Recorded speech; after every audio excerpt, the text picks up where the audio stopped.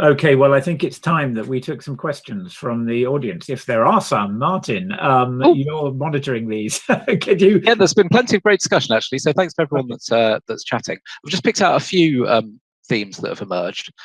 Jane asks, are there too many advisory committees to government? And Esk McNeill kind of developed that by saying, surely one of the main problems, and I think this is often the talking heads problem with media, every time a scientist would say, we should be doing X, another scientist would then pop up as a kind of counter to say, X is wrong, we should be doing Y, and says, yeah, therefore was the formation of independent SAGE a kind of counterproductive, because then people, ordinary members of the public would just see a scientist pop up and another scientist pop up and not necessarily know who to believe.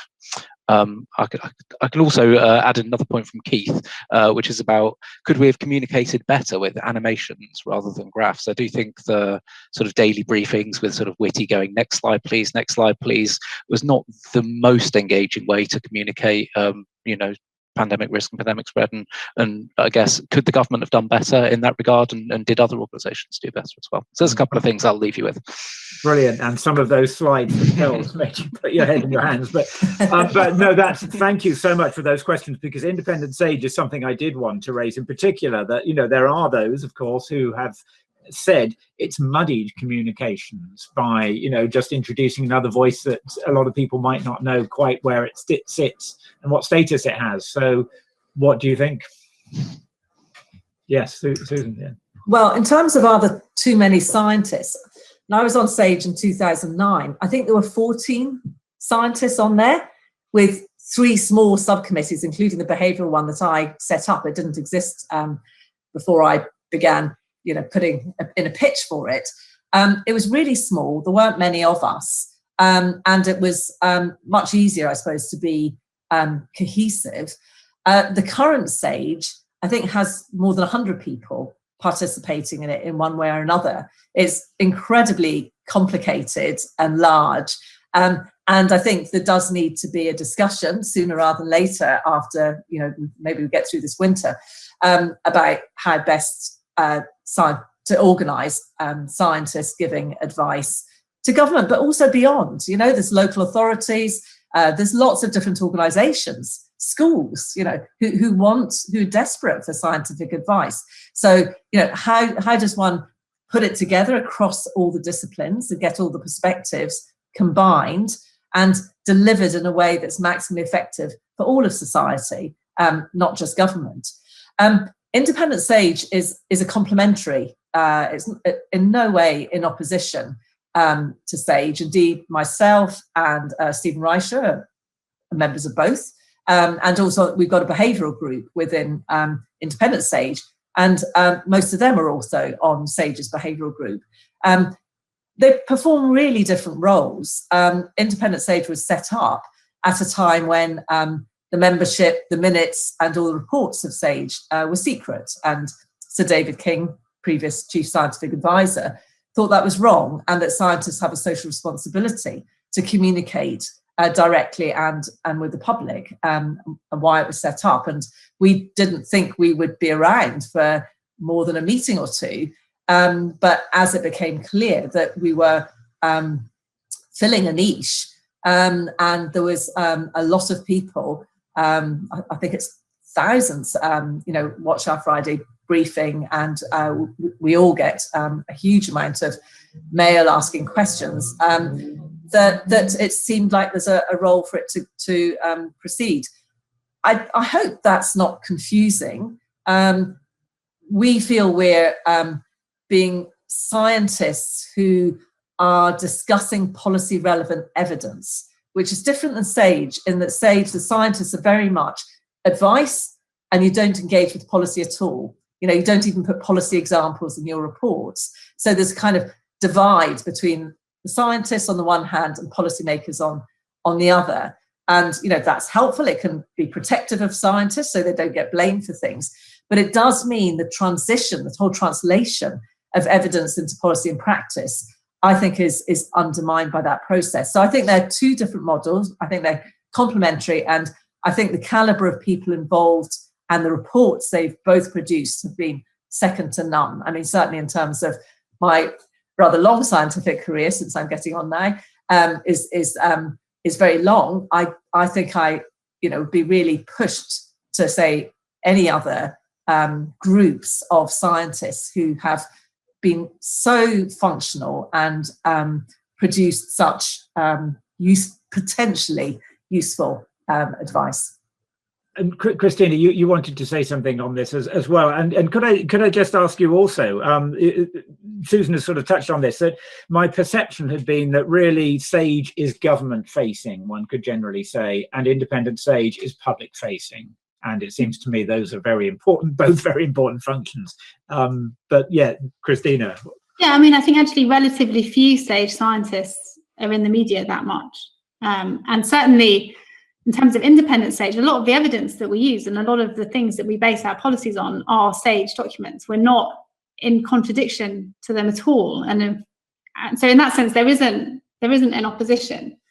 Where we go a bit further, as Susan said, is it will recommend policies based on what SAGE says might happen in the next few months or weeks, and also the things that they've actually said are things to consider.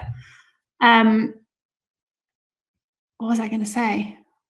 Well, basically, that is what I was going to say. I was going to say that, that we do use the SAGE reports and academic papers and new evidence that comes out. In terms of Independent SAGE, the thing that has changed the way I communicate is the interdisciplinarity of it. Like we've talked about how COVID was science in action, but you need all the different bits of science. And that's where I think the fact that we are all from different bits has strengthened the communication that we can do, because it's changed my understanding of public health, behavioural science, infectious disease, and how that fits into the data and the mathematical modelling, which is where I come from. And it's changed how I talk about mathematics, but also the value I place on it. I understand that it comes as part of a package, and that something might be recommended, but if people won't do it, then that changes things. If you have to think about the inequality side of it, you have to consider the whole, and that's where you need a lot of scientists. You genuinely need a lot of scientists in this kind of situation. In terms of the kind of this scientist said this is under that. I mean, that's partly the media format, is that they choose people to go against each other. I often get asked, "Would you come on and talk about this?" I'm like, okay, well, will it be me or will it be someone? Oh, we want you to talk about, take this argument, and then we'll have someone on the other argument. And it's usually not somebody on SAGE. Well, hardly ever is. In fact, it isn't. So, I mean, that's a media choice, not a scientist choice. And I often say no, actually, when it is that. I don't enjoy that. I don't think it adds that much value. Mm-hmm. I think it's really interesting when we talk about science, are there too many scientists? Is who would you take out? I mean, you could. Well, that's how you'd have to work out who you could lose. I think the difficulty with very big groups is then having a sort of strategic outcome, having what works. But actually, when you think about it, the pandemic has affected everything. It's not just health, it's schools, it's education, it's retail, it's leisure, it's hospitality, it's public transport, everything, work. And so I would like to, I really, as a punter, a member of the public, I'm really glad that SAGE there is a source of challenge in terms of Independent SAGE. I think that's really, really useful. And actually, you said the right thing, Phil, because I've not really thought about it that before. SAGE is government facing, it has to be. And as Susan has said, that the terms of reference are very clear, because you're not there to guide policy, you're there to give advice, and other people do the policy. Whereas it's really good for Independent SAGE that anyone can look at. You can look at the deliberations, you can go online and watch the sessions. I think that's brilliant, actually. I think that's been really, really good. I also wanted to go back to your point about graphs, because I'm going to do a shameless plug of my book, Spike, The Virus versus the People. And it's really interesting, the presentation of graphs, because, I mean, I did a physics degree and a PhD. I love graphs. I love numbers. We've not used a single graph in the book. I don't think we need it. But what I would say in defence of the graphs that were shown was that I think there was probably a desire for the scientists to look transparent and show the data on which they were making their decisions. And I think, yes, it confused people, and sometimes and I think what was particularly confusing or bewildering or gave ammunition to some people who wanted to take one ideological position against the other is obviously is the showing of confidence intervals. And scenarios and people not understanding the difference between a projection and a prediction, for example. And that was it's a balance of things. I think in terms of transparency, it was a good thing. You may have lost a few people every time Chris Whitty said next slide please, if a few more people drifted off to the kitchen, but it's tough. It's a tough subject and everyone's learning on the job, really. Wonderful. Okay, Martin, could we take another question? Oh, sure. Alex says that he says that there's a reason scientists aren't leaders. I'm a scientist and I see clearly where myself and colleagues do their job well and where they do not. Should scientists communicating so publicly on policy really be regarded as accurate with their limited perspective? And I think he raises an interesting point, which is this pandemic crosses everything from mathematical modeling to virology to immunology to sociology to behavioral science. It's a huge thing. So is there some what's the word? Is there some value in scientists actually saying, no, actually, this is outside my area of expertise? I mean, I'm sure the members of the panel will have been called on to appear on, oh, you're just a COVID person, you can come on and speak about COVID. But is that sometimes a problem in the media, that people, as they become a media figure, actually become a talking head person that appears on news programs, that you get dragged into areas outside your specialism? So, Christina, you've been talking. Oh, sorry. Yes, yeah. Go ahead. Yeah. I'll just say one thing. So I get asked questions outside my area of expertise all the time. And at first I didn't answer, and now I tend to, unless it's literally something completely I know nothing about. Because firstly, people ask me questions, I have no control over what questions they ask me. But secondly, I have learned a lot. I've genuinely learned a lot about COVID this year. Like I have become an expert on COVID. I've learned about a bit of virology, a bit of infectious disease, a bit of this. And I know more now about it than the average person. And the fact that I'm not an expert in it, I actually think means that I can talk about it in a way that isn't going to be full of jargon, because I don't know the jargon, I don't understand the jargon. So the fact that I can read the abstract of an academic paper, I do listen to the evidence, I do follow it really closely. I feel like as long as I know that I'm not saying a complete untruth, and if I genuinely think I might, I won't say it, then I think you do have something to say. You can explain something to people. You don't have to be a complete and utter, that's your expertise domain, to be able to put over a concept as an answer to a question. I mean, that's how I've grown to think about it over the last year.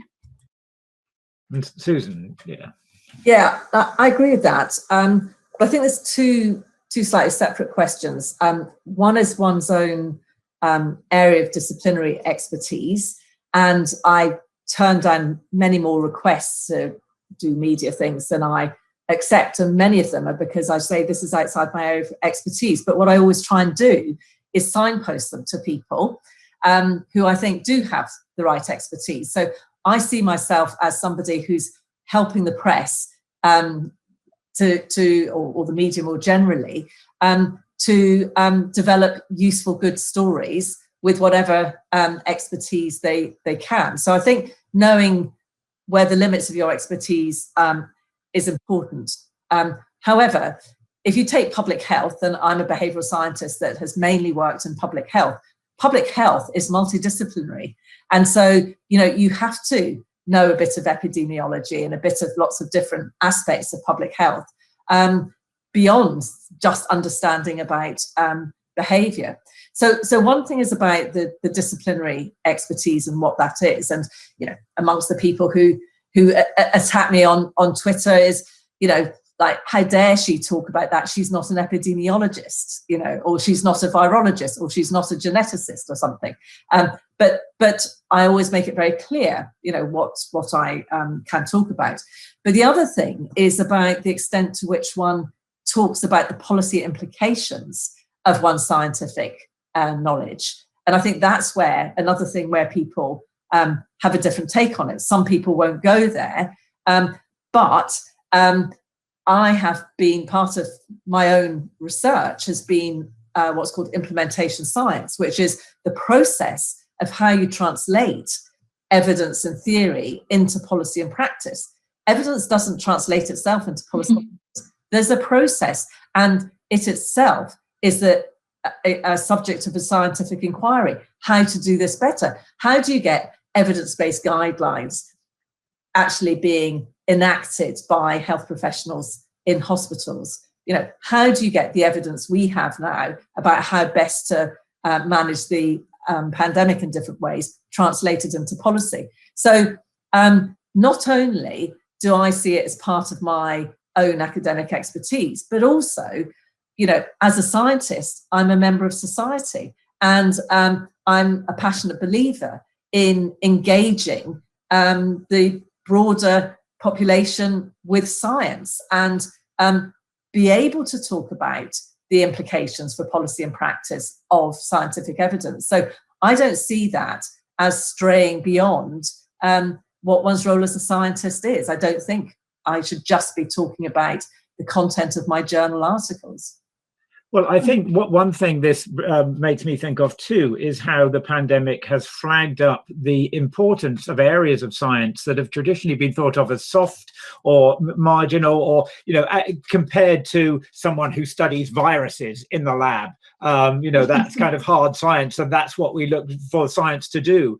I think it's a very good thing that it's become clear that, you know, there are people like you, Julia, and like you, Susan, who study behavior and risk, and how things, you know, how that kind of, if you like, hard biological knowledge or medical knowledge gets translated into, you know, decision making, into public health in particular. You know, I think that area, that whole interface of the sciences and public health management has been, what I imagine you'd agree, one of the most vital aspects of the whole pandemic. And it's never something that, you know, me or Ange would have probably written about before. It would, you know, so I think it's been interesting and important to see that those areas, those perhaps undervalued areas of sciences, or, you know, areas that are dismissed as the soft or, you know, sciences, that they are central to handling this sort of situation.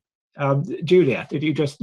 Yeah, I did. I just was going to, I think it picks up and speaks to the earlier question as well about why so many hundreds of scientists feeding into SAGE. And of course, you don't have hundreds of scientists at every meeting, but science is being used in its broadest term, and you have people from all sorts of disciplines contributing their knowledge to particular reports, particular questions that get posed. So people may be on the long list of SAGE contributors, and it's because actually they need input from an anthropologist, or they need input from, you know, an environmental scientist, or whoever it is. I just think there's a whole range of different disciplines that need to feed in, and that's why you need to have lots of people feeding in, because otherwise you do. And I think, again, an accusation that I've seen in terms of on social media that I don't think is always terribly fair is this sense that there are, you know, is, as Susan was saying, almost kind of cabal of behavioural scientists who are driving the direction of what the government are thinking about everything. And I think actually there's much more of a multiplicity of voices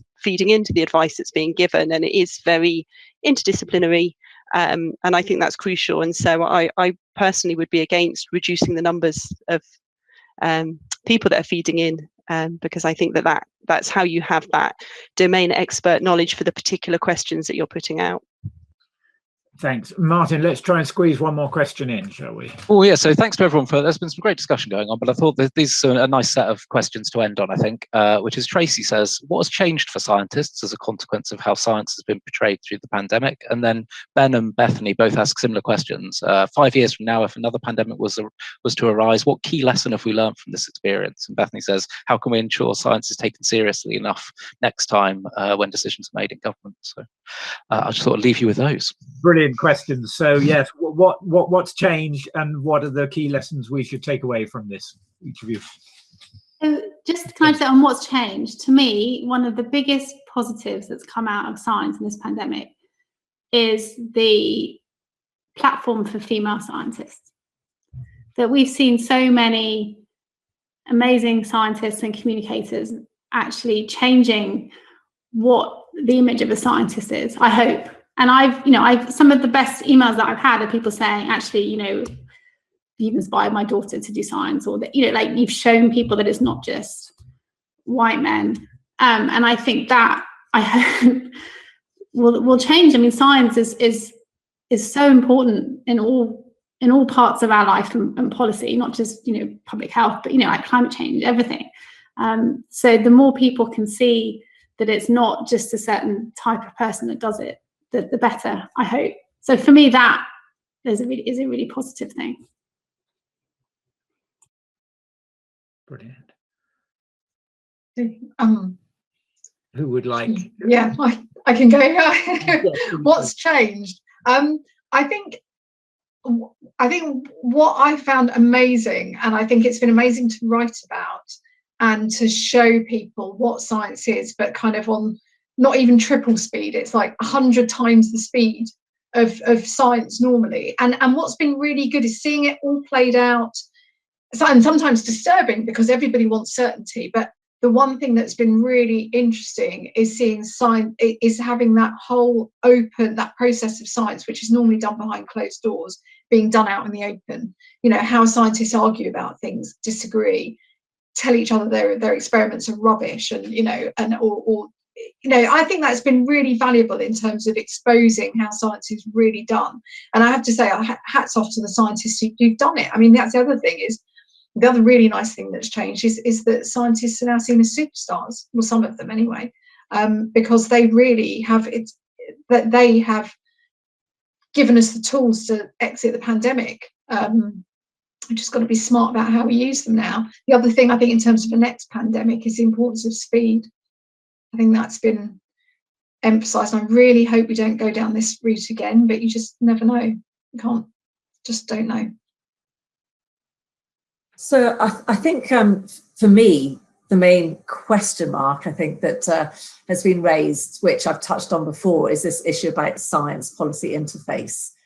I think it's left me with thinking that the current situation can definitely be improved. My own experience of working with policymakers is it's much more of a two-way interaction, because on the one hand, scientists don't always know the policy context, but in a way they should do. And we should think of ways of scientists having more understanding of the policy context of the science that they are developing and communicating. On the other hand, we have policymakers often who know very, very little about science. And actually, when they are faced with a scientific advisory report, don't really know what to do with it. So I think there should be much more two-way engagement, much more ideas of partnership. But I don't have fully formed ideas. I think I'm just reflecting on the things I've seen, the frustrations I've had of, spending so many weekends and evenings on SAGE work on top of obviously the day job and not getting any feedback as to where those reports go to, what difference they make in the real world. So I would like to see that be a topic of conversation and of study, and whatever comes out of that feed into the science policy relationship next time around. Fantastic. Julia, do you want to add to that? What's changed and what have we learned? Or what should we learn? So I was going to actually make the same point as Ange in terms of speed. I think has been remarkable and transformative, and I think also collaborative working. Again, I keep coming back to this issue of interdisciplinarity, but I think it's really encouraged it in a very speedy way. And I think I've seen really new positive networks building between disciplines, between institutions who perhaps previously hadn't connected with each other. So I think that's a positive. I think there is an issue to think about, and I absolutely agree with Ange that the public, that kind of exposure of how science works, that idea that it's a process, not an outcome, is fantastic. But I also think that we need to think moving forwards. I think there have been real advantages to the shift in terms of, again, speed of publication, preprints, but there are also issues and challenges that have come with that I think we need to think about moving forwards, how best to have a kind of peer review process that doesn't mean that the information is taking 2 years to get out, but also that we're able to still have kind of quality checks and controls and things. So I think there's a lot of lessons, a lot of work to pick up on, but definitely positives as well as things that that we may want to take forwards differently, and things that, I say, could positively change, that we could learn from the speed we've been able to do things has been extraordinary, and yeah, that maybe make us rethink moving forwards. Can I just quickly, just one really important thing for me about this pandemic is how much it's exposed inequality, and I think that has been really sobering for someone like me who can work at home, you know, lives a fairly comfortable life, has internet at home, has multiple devices that my kids can use. That has been shocking. I mean, the statistics that came out during 2020 on people in deprived communities, kids not being able to access learning, key workers, you know, the overrepresentation of Black, Asian and ethnic minority workers in really key front-facing occupations that put them at higher risk. And I think that has been a really sort of a real jolt, I think, for me, in terms of what this pandemic has exposed. And it's shown us how we really have to work much, much harder to kind of even out things, even out the life chances for people, because it's terrible that you can be of a certain ethnicity and be more exposed and be more at risk and more likely to die in a pandemic. I mean, that is absolutely shocking in the 21st century. Yeah.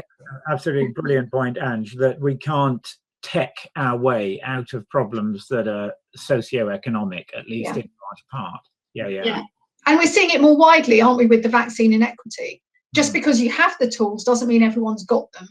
Yeah. And it means that some people, you know, as people have said, we're on a 2-track pandemic now. The countries that have got the vaccines are going to be able to jab their way out of it to a certain extent. Yeah, no, I mean, absolutely. I think the only other thing I think that hopefully will be different for the next pandemic is that we make fewer assumptions about things that aren't possible. You know, we started off and it was assumed that you could never have lockdown in the West, or whatever Asia was doing is not relevant to Europe. And I think that really hindered us, you know, it blinkered us into thinking, well, these are our options, when they weren't our options. So I'm hoping that also the kind of way that every country's kind of pursued a slightly different thing, particularly even in Europe, and you're thinking, you know, the virus doesn't respect borders. So actually a coordinated international response is better, and we should learn from each other. And I think that's what's been really odd to me, is that even now we're still not really trying to learn from other countries, that somehow it's not relevant, and that I just don't understand, and I'm hoping that will change. Well, there's so much more to be said about this. I'm sad to have to draw it to a close, but we are more than out of time. I knew that this was the panel that I wanted, and I hope that those of you who've listened in can see why. So thank you all so much that you gave exactly what I knew and hoped you would.